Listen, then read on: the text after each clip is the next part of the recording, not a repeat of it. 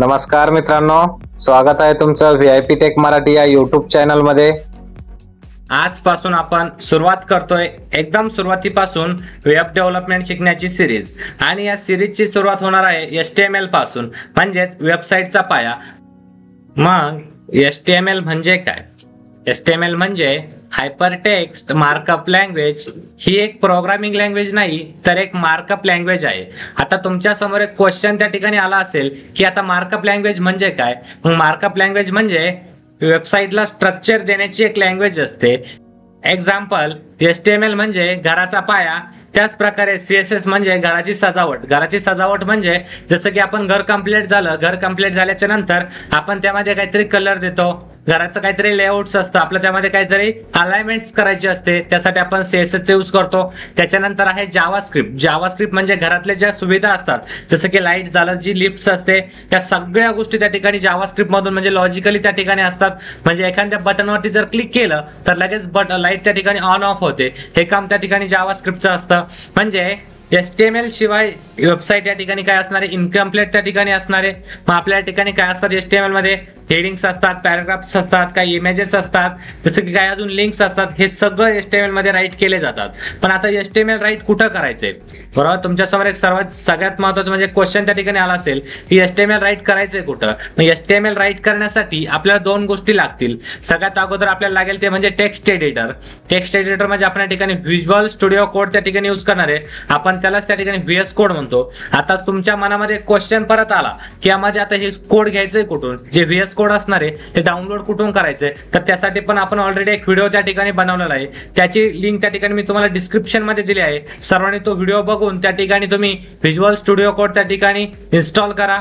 त्याच्यानंतर आपल्याला त्या ठिकाणी ब्राउझर। आता ब्राउझर तर सगळ्यांच्या लॅपटॉप मध्ये त्या ठिकाणी अवेलेबल आहे, क्रोम, मायक्रोसॉफ्ट एज, त्यानंतर फायरफॉक्स। त्या ठिकाणी तुम्ही याच्यामध्ये त्या ठिकाणी तुमचं आउटपुट त्या ठिकाणी बघू शकता।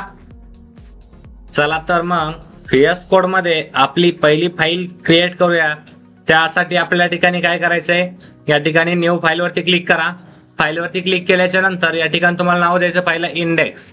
इंडेक्स हे झालं तुमचं फाईलचं नाव, पण त्यानंतर तुम्हाला कंपल्सरी द्यावं लागतं ते म्हणजे .html। हे फाईलला कंपल्सरी एक्सटेन्शन त्या ठिकाणी द्यावं लागतं। मग या ठिकाणी आपली आता फाईल सक्सेसफुली क्रिएट झाली।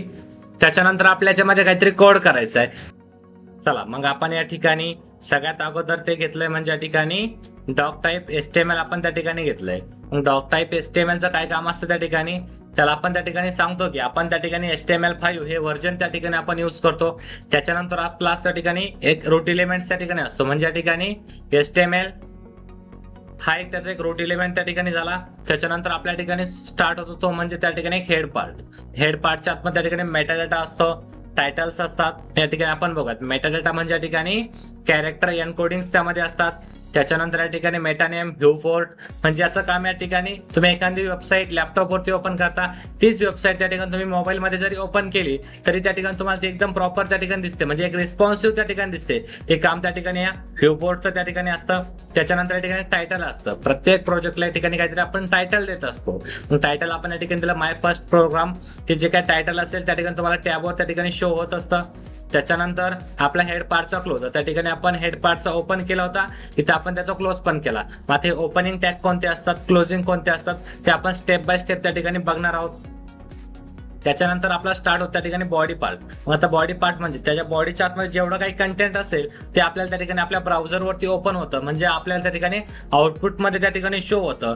मग त्याच्या आतमध्ये आपण एक H1 टॅग घेतला आणि H1 टॅगच्या आतमध्ये या ठिकाणी आपण हॅलो वर्ड टाकला। तर H1 टॅग म्हणजे या ठिकाणी कोणता टॅग? या ठिकाणी एक हेडिंग टॅग त्या ठिकाणी असतो।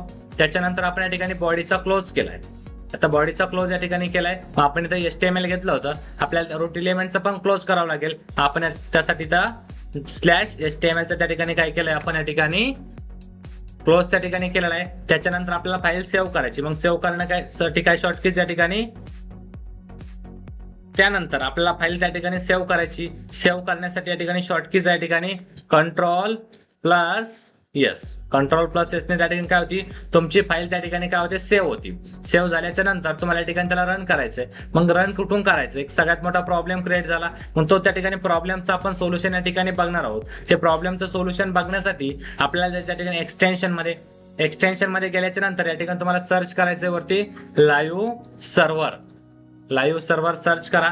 सर्च केल्याच्या नंतर या ठिकाणी तुम्हाला फर्स्ट नंबरला सेटिंग करायचं एक लोगो पण एकदा बघून घ्या तुम्ही. या ठिकाणी काय करायचं तुम्हाला इन्स्टॉल वरती क्लिक करायचंय.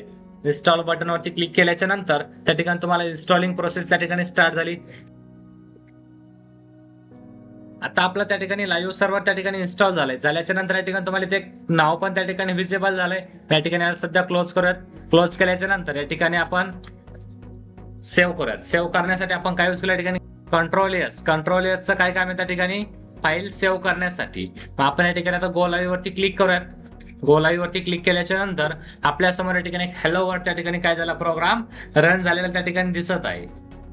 तर मित्रांनो आज आपण त्या ठिकाणी बघितलं आहे HTML म्हणजे काय, HTMLचं महत्व त्या ठिकाणी काय आहे, HTMLचं सेटअप कशा प्रकारे असतो, HTML मध्ये त्या ठिकाणी कोड कशा प्रकारे केला जातो, केलेला कोड त्या ठिकाणी ब्राउझरवरती ओपन करण्यासाठी कोणता एक्सटेन्शन पाहिजे, या गोष्टी आपण आज त्या ठिकाणी बघितलेल्या आहेत. आपण नेक्स्ट लेक्चर मध्ये त्या ठिकाणी HTML टॅग्स कोणत्या प्रकारचे असतात आणि बेसिक टॅग त्या ठिकाणी आपण बघणार आहोत.